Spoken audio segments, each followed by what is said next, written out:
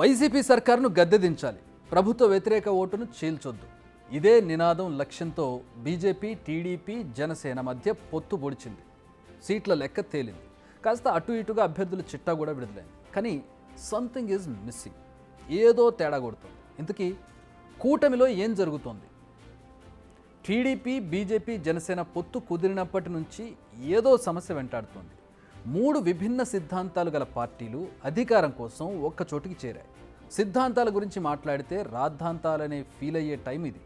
కానీ 3 పార్టీల మధ్య అనుకున్నంత సమన్వయం కుదరడం లేదన్న ప్రచారం మాత్రం జరుగుతుంది. నిజానికి కూటమిలోకి బీజేపీ ఎంట్రీ ఇవ్వకముందే టీడీపీ, జనసేన మధ్య పొత్తు కుదిరింది. అప్పుడు ఇరు పార్టీలు కంబైన్డ్గా సమావేశాలు పెట్టుకున్నారు. ఈ సమావేశాల్లోనే ఆల్మోస్ట్ కొట్టుకునే పరిస్థితులు వచ్చాయి. అలాంటి కూటమిలోకి ఆ తర్వాత బీజేపీ కూడా ఎంట్రీ ఇచ్చింది. దీంతో రచ్చ మరింత పెరిగిందని చెప్పాలి. టీడీపీకి 144 సీట్లు, జనసేనకి 21, బీజేపీకి 10 సీట్లు ఎప్పుడైతే ఖరారయ్యాయో అప్పుడు మొదలైంది అసలైన రచ్చ. జనసేనకు కేవలం 21 సీట్లు దక్కడంపై జనసేన నేతలు అసంతృప్తిలో ఉన్నారు. ఆ అనౌన్స్మెంట్ వచ్చిన దగ్గర నుంచి కూడా బీజేపీకి అనుకున్న స్థానాలు దక్కకపోవడంతో ఆ పార్టీ నేతలు అలానే కనిపిస్తున్నారు. ఇక టికెట్ వస్తుందని ఆశించి పొత్తు కారణంగా టికెట్లు కోల్పోయిన నేతలైతే ఏకంగా నిరసనలకే దిగుతున్నారు. చంద్రబాబు నిర్ణయాలకు వ్యతిరేకంగా ఆందోళనలు చేస్తున్నారు, ఆత్మహత్యాయత్నాలు చేస్తున్నారు. దీంతో బుజ్జగింపుల పర్వం మొదలుపెట్టింది టీడీపీ అధిష్టానం.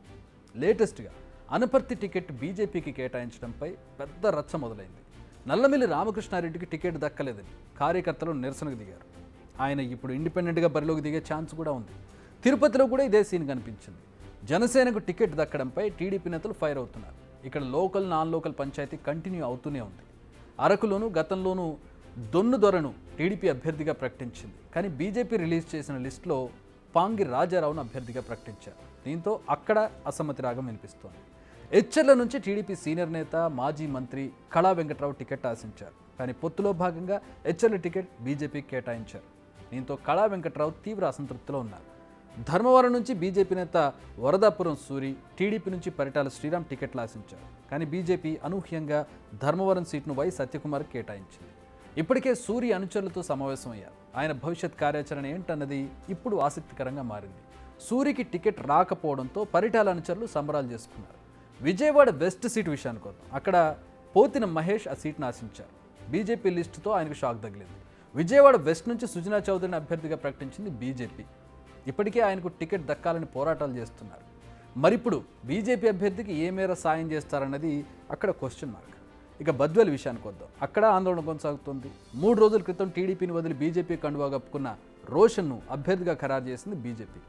ఈ డెసిషన్తో టికెట్ ఎక్స్పెక్ట్ చేసిన వనతాల సురేష్ వర్గం డైజెస్ట్ చేసుకోవడం లేదు. ఇప్పటికే నిరసన గళమెత్తారు. ఇక పిఠాపురంలో అయితే పరిస్థితి పీక్స్కు చేరింది. జనసేనాని పిఠాపురం నుంచి బరిలోకి దిగుతారని తెలియగానే అక్కడి టీడీపీ నేతలు బీభత్సం సృష్టించారు. అయితే ఆ తర్వాత బుజ్జగింపులతో వివాదం సద్దుమణిగింది. కానీ చాలా చోట్ల లోపల టికెట్ ఆశించి భంగపడ్డ నేతలు మాత్రం రగిలిపోతూనే ఉన్నారు. ఇప్పటికే జనసేన ఓట్లు టీడీపీకి ఎంత మేర పడతాయో అన్నది ఓ అనుమానంగా ఉంటే, ఇప్పుడు అసంతృప్తులు ఎంత మేర సాయం చేస్తారన్నది మరో డౌట్.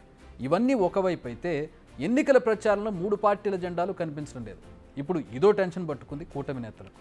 నిజానికి పొత్తు కుదిరినప్పటి నుంచి అగ్రనేతలు చేతులు కలుపుతున్నా రెండో స్థాయి నేతలు అంటే ద్వితీయ శ్రేణి నేతల మధ్య అంత సఖ్యత లేదని కనబడుతోంది. ఎందుకంటే అప్పటి వరకు పార్టీలు వేరు, వాళ్ళ పోరాటాలు వేరు. దీంతో నేతలు కలిసినంత ఈజీగా క్యాడర్లు కలిసే అవకాశం ఉండదు.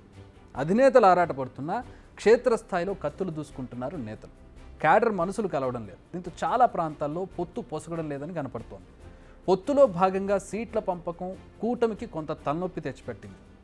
సీట్లు దక్కని వారంతా ఓపెన్గానే అసంతృప్తిని వెళ్ళగక్కుతున్నారు. ప్రత్యేక సమావేశాలు, వర్క్షాప్లు నిర్వహించినా అంత ఫలితం ఉండడం లేదు. ఉమ్మడిగా ప్రచారానికి వెళ్ళడం లేదు. చంద్రబాబు ప్రచారం నిర్వహిస్తే పచ్చ జెండాలే కనిపిస్తున్నాయి. పవన్ ప్రచారానికి వెళ్తే గ్లాసు బొమ్మలు, ఆ జెండాలే దర్శనమిస్తున్నాయి. అంతేగాని ఉమ్మడి జెండాలు కనిపిస్తున్న సీన్లు తక్కువగా ఉన్నాయి. ఇక బీజేపీ పరిస్థితి మరోలా ఉంది. అంతర్గత కుమ్ములాటలతోనే ఆ పార్టీ సతమతమవుతోంది. ఇప్పటికే సీనియర్లు ముఖం చాటేస్తున్నారు. చాలామంది టికెట్లు రాలేదు. దక్కిన 10 అసెంబ్లీ, 6 పార్లమెంటు స్థానాల్లో ఎన్నింటి గెలుస్తారో వాళ్ళకి అంచనా లేని పరిస్థితి.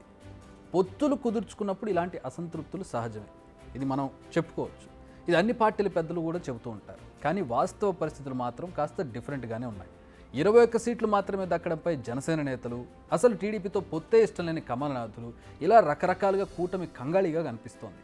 మరి ఎన్నికల నాటికి ఏపీ రాజకీయం ఎలా ఉంటుంది అంటే ఎన్నికల నాటికి ఇంకా సమయం ఉంది, ఈలోపు ఈ అసంతృప్తి జ్వాలలు చల్లారొచ్చు, ఎన్నికల వేడి మొదలైంది అంటే అందరూ కలిసి పనిచేయొచ్చు అనే ఒక ఆశాభావ దృక్పథాన్ని మూడు పార్టీలు ఎక్స్పెక్ట్ చేస్తున్నప్పటికీ అది ఎంతవరకు వర్కౌట్ అవుతుందనేది వేచి చూడాలి.